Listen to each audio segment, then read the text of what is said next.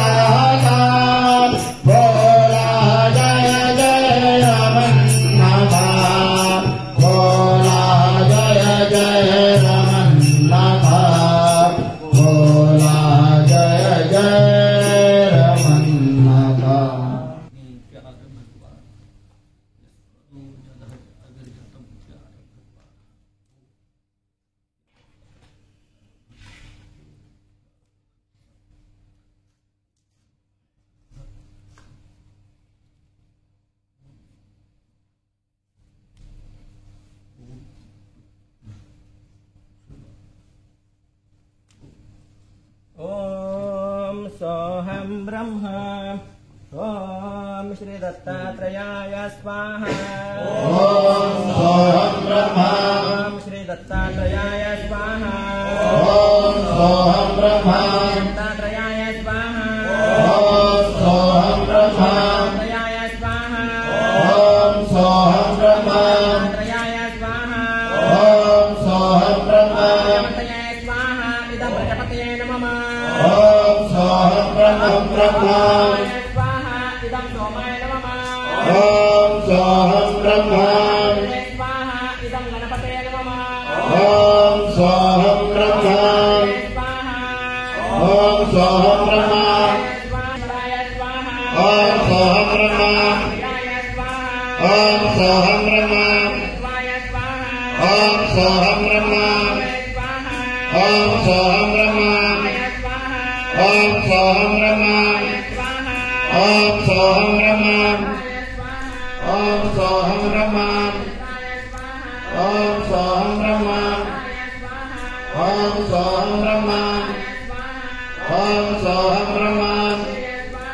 ॐ सोऽहं ब्रह्म ॐ सोऽहं ब्रह्म ॐ सोऽहं ब्रह्म ॐ सोऽहं ब्रह्म ॐ सोऽहं ब्रह्म ॐ सोऽहं ब्रह्म ॐ सोऽहं ब्रह्म ॐ सोऽहं ब्रह्म ॐ सोऽहं ब्रह्म ॐ सोऽहं ब्रह्म ॐ सोऽहं ब्रह्म ॐ सोऽहं ब्रह्म ॐ सोऽहं ब्रह्म ॐ सोऽहं ब्रह्म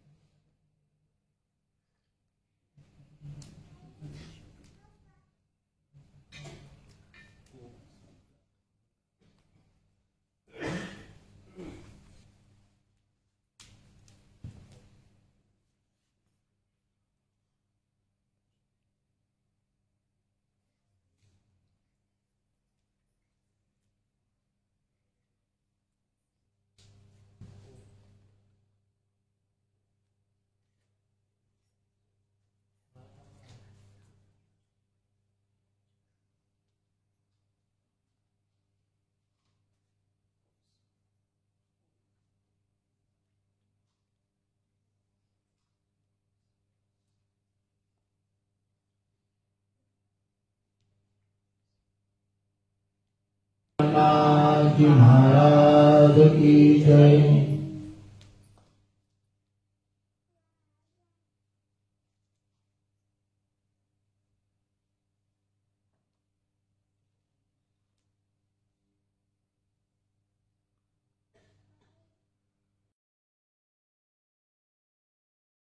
सद्गुरु प्रचोदयातु भागवताय विद्महे गंगाधराय धीमहि तन्नो सद्गुरु प्रचोदयातु भागवताय विद्महे गंगाधराय धीमहि तन्नो सद्गुरु प्रचोदयातु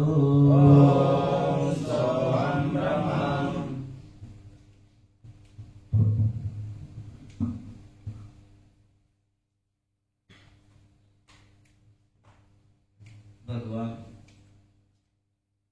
श्री दत्तात्रेय यांच्या पदस्पर्शाने पावन झालेली सद्गुरु श्री रमणनाथ महाराजांची ही तपोभूमी आणि आज या तपोभूमीमध्ये सर्वात अनमोल अशा या माघ पौर्णिमेच्या तिथीला आजचा हा माघ पौर्णिमेचा सद्गुरु श्री रमणनाथ महाराजांचा नियोजित असा कार्य उत्सव आज संपन्न झालेला आहे। आजची ही अनमोल तिथी का तर भगवान श्री दत्तात्रेय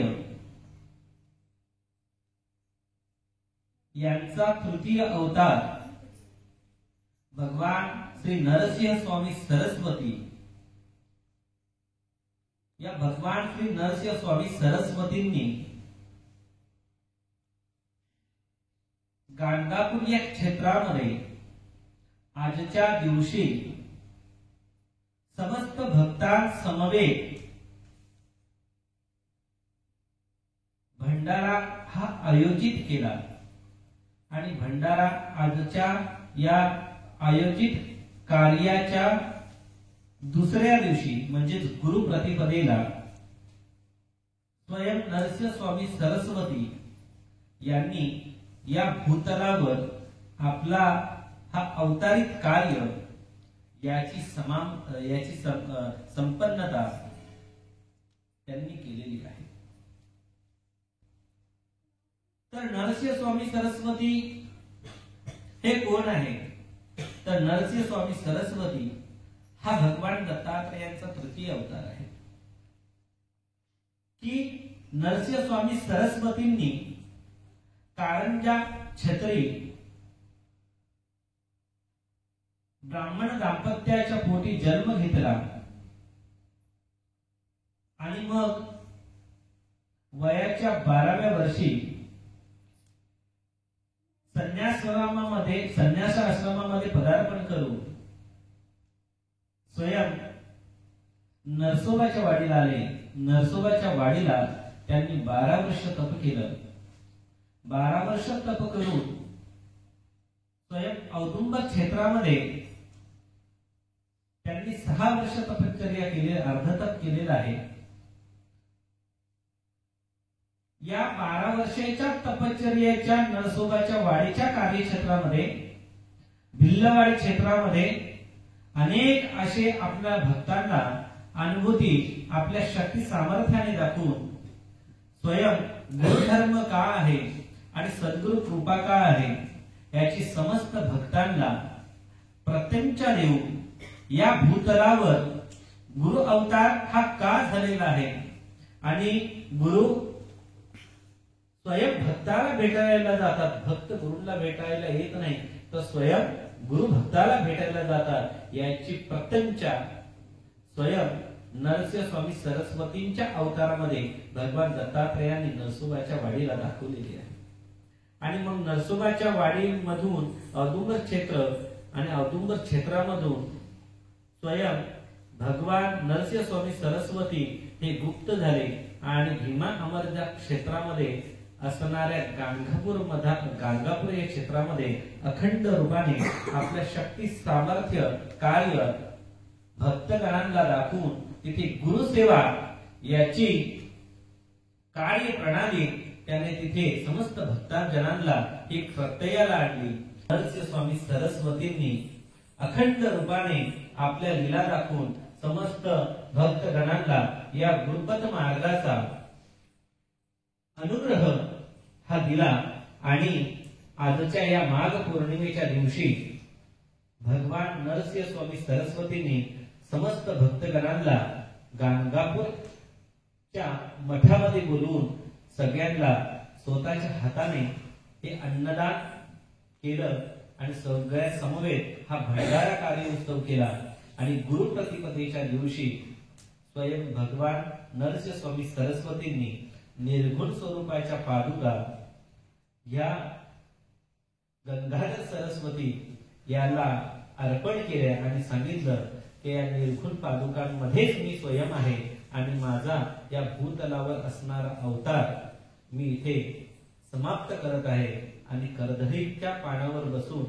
नरसिंह स्वामी सरस्वती त्या संगम क्षेत्रामधून हे गुप्त झाले आणि कर्दळी वनामध्ये त्यांनी तिथून प्रयाण केलेला आहे। त्याचे साक्षीदार आपण सगळे आहोत। आज या प्रति गाणगापूर क्षेत्रामध्ये आपण सद्गुरूंच्या या अनन्य अशा साधारण लीलेचा आज प्रत्यय घेतलेला आहे की आपण 600 किलोमीटर असणारा गाणगापूर क्षेत्रामध्ये नरसिंह स्वामी सरस्वतींचा तो दिव्य असा पावनभूमीचा दरबार याचा दर्शन घेऊ शकत नाही. म्हणून सद्गुरूंनी हा प्रति गाणगापूर असा स्वयं रमणनाथ महाराजांचा हा दिव्य असा असणारा दरबार शक्ती स्वरूपाचा त्यांनी निर्मित केलेला आहे. आणि आज तुम्ही आपल्या समस्या घेऊन एक निमित्त मात्र आलेला आहात, पण स्वयं सद्गुरूंनी तुम्हाला बोलवलेलं आहे. तुमच्या आत्म्यास सद्गुरूंनी येथे पाचारण केलेलं आहे आणि आजच्या या समस्त असणाऱ्या या प्रति गाणगापूरच्या या माघ पौर्णिमेचं तुम्हाला दर्शन दिलेलं आहे. कारण जिथपर्यंत आत्म्यामध्ये प्रेरणा चेतना हे सद्गुरू निर्माण करत नाही तिथपर्यंत ते शरीर हे स्थिर होत नाही. चेतना म्हणजेच काय तर बघा, एखादं शरीर हे स्थूल स्वरूपाचं असतं, पण त्या स्थूल स्वरूपी असणाऱ्या शरीरास भौतिक स्थितीमध्ये त्याचं मन हे भ्रमंती करत असतं. पण त्या भ्रमित असणाऱ्या मनाला जेव्हा ईश्वरी शक्तीची चेतना प्राप्त होते, ईश्वरी शक्ती तद्वत सद्गुरु शक्ती, या सद्गुरु शक्तीची चेतना प्राप्त होत असते, तेव्हा त्या मन भ्रमित असा या भौतिक सुखामध्ये असणारा हे मन हे शरीर स्थिर रूपामध्ये म्हणजे सूक्ष्म रूपामध्ये पदार्थित होतं आणि त्या सद्गुरूच्या असणाऱ्या बलियामध्ये हे ते मन तो आत्मा हा सम्मिलित होत असतो, एकरूप होत असतो. म्हणून सद्गुरूंनी चेतना निर्माण केली, सद्गुरूंनी या शरीरावर अमृताचा वर्षाव केला. म्हणूनच आज समस्त भक्त येथे थांबलेले आहात, कारण त्या सद्गुरूंचा आशीर्वाद घेण्यासाठी. कारण हा माघ पौर्णिमेचा प्रति गाणगापूरचा म्हणजेच गाणगापूरचा हा आजचा अनमोल दिवस फार महत्वाचा आहे. सद्गुरू प्रत्येक भक्ताला एक निमित्त मात्र आपल्या जवळून बोलून घेत असतात. भक्त सद्गुरूंजवळ येत नाही, तर सद्गुरू त्या भक्ताला बोलून घेतो आणि त्या भक्ताला निमित्त मात्र बोलून घेतल्याच्या नंतर त्याला साधना त्याच्या शरीराकडून आत्मकल्याणाकडे नेण्याकरता तो साधना रूपामध्ये तो कार्य करवीत असतो. साधना म्हणजेच काय तर आपल्या या आत्म्याला या भौतिक सुखामधून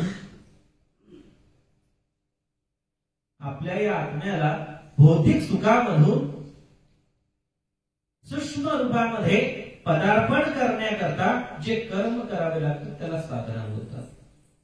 सोप्या भाषेत सांगायचं झालं तर मनुष्य हा माया आणि षटविकारांमध्ये भ्रमित करत असतो आणि या षटविकार आणि भौतिक सुखामध्ये भ्रमित असणाऱ्या या शरीराला कुठेतरी स्थिरता प्राप्त झाली पाहिजे आणि त्याचा या पृथ्वीवर या भूमीवर या विश्वामध्ये जन्म हा कशासाठी झाला आहे हे त्याला ज्ञान प्राप्त झालं पाहिजे. आणि हे ज्ञान प्राप्त करून देण्याचं कार्य ही एकच ईश्वरी शक्ती करू शकते, ती म्हणजे सद्गुरू शक्ती. आणि म्हणून सद्गुरू शक्तीचा संवाद हा अत्यंत आवश्यक आहे. जिथपर्यंत सद्गुरू तुम्हाला प्राप्त होत नाही तिथपर्यंत तुम्ही साधना हे कर्म कसं करायचं आहे याचं ज्ञान प्राप्त होत नाही. जशी गंगा आहे, या आपण पवित्र अशा गंगेमध्ये आपल्या शरीरावर असणाऱ्या भोगापासून विमुक्त व्हावं म्हणून आपण गंगेमध्ये स्नान करत असतो आणि गंगेमध्ये स्नान केल्याच्या नंतर आपल्या शरीरावर असणाऱ्या भोगांचं हा विनाश होत असतो, निवारण होत असतं. त्याच पद्धतीने सद्गुरू जेव्हा तुम्हाला भेटत असतात तेव्हा तुमचा हा आत्मा जो भोग क्रियेमध्ये हा बंदिस्त झालेला आहे, या बंदिस्त असणाऱ्या या भोग क्रियेच्या वलयेला पूर्ण तोडण्याकरता सद्गुरू त्या शरीराला हे ज्ञान देत असतात, ज्ञानगंगा निर्माण करत असतात. आणि त्या ज्ञानगंगेच्या अंतर्गत हा आत्मा तुमच्या शरीरामध्ये दिव्यकार रूपाने जागृत करून तो साधना मार्गांच्या अंतर्गत तो सद्गुरूंमध्ये ईश्वरांमध्ये हे सम्मिलित करत असतात। यासाठी सद्गुरू आहेत। सद्गुरूंचा सहवास आपल्या जीवनामध्ये हा अनमोल पद्धतीने आपण हा अनुसरण केलं पाहिजे, अनुकरण केलं पाहिजे, आचरण केलं पाहिजे।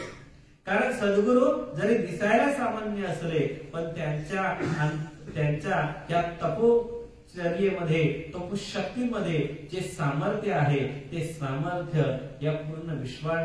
विश्वातील असणाऱ्या ब्रह्मांडामध्ये असणाऱ्या दिव्यकार रूपातील असणाऱ्या शक्तीमध्ये असणारा तो सामर्थ्य आहे। सद्गुरूंचं शरीर हे जरी सामान्य असलं